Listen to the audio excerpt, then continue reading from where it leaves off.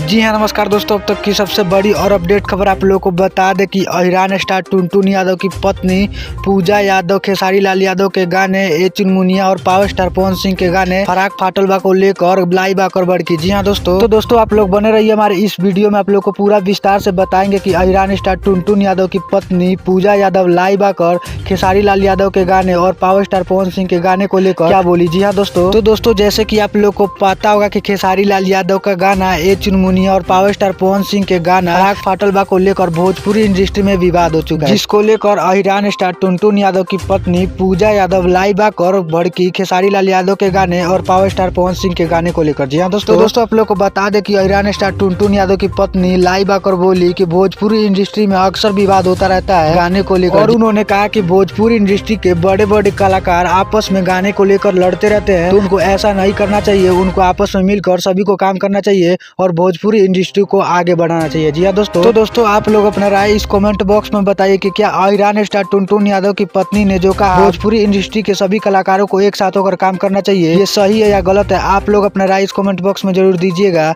मिलते हैं आप सभी से किसी नेक्स्ट वीडियो में। जब तक के लिए जय हिंद, जय भारत।